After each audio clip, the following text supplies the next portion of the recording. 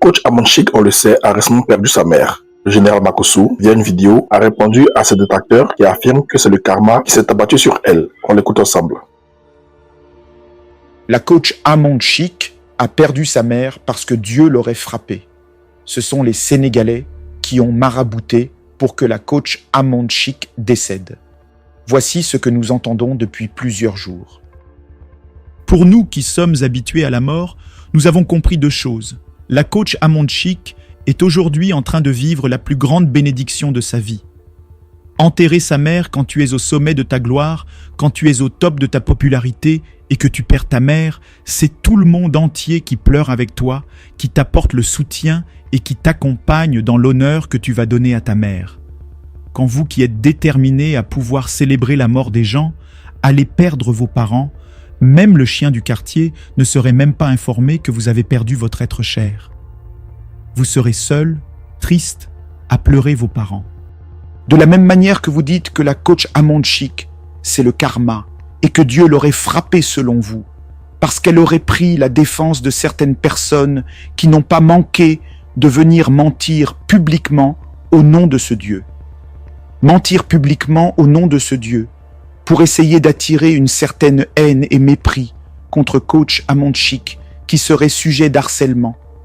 Cette femme qui n'a jamais été en conflit avec qui que ce soit dans son parcours. On n'a jamais entendu la coach Amonchik être en clash avec quelqu'un ou être sujet d'un scandale d'un de ses collaborateurs. Jamais.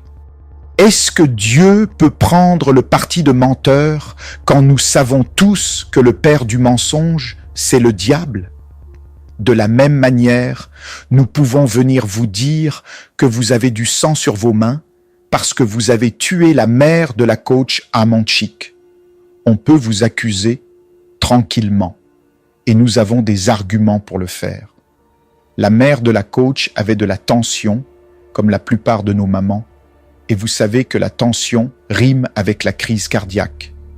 Pendant 2 semaines, malgré ses présentations d'excuses, vous l'avez harcelée, vous l'avez humiliée, vous avez insulté son physique, vous avez insulté sa mère et ses parents. Elle est orpheline de père. Le dernier être qui lui restait sur cette terre était sa mère. Mais vous n'avez pas manqué de traîner le nom de cette belle femme dans la boue.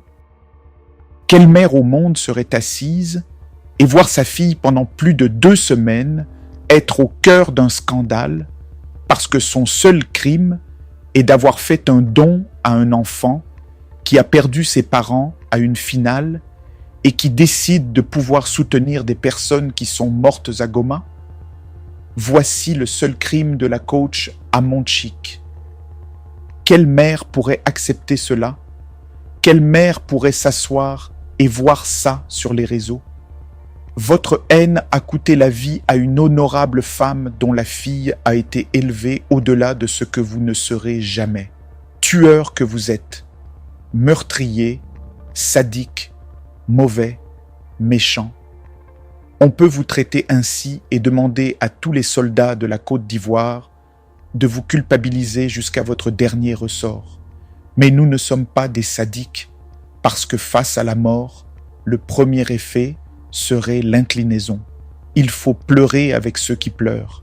Il faut savoir respecter la mort qui est le destin de tout être humain. Toute maman met sur mon enfant monde veut voir son enfant réussir. La mère de coach Amond part dans la gloire à la tête haute, fière, parce que sa fille est une star mondiale qui fait du bien à des milliers de femmes. A-t-il déclaré.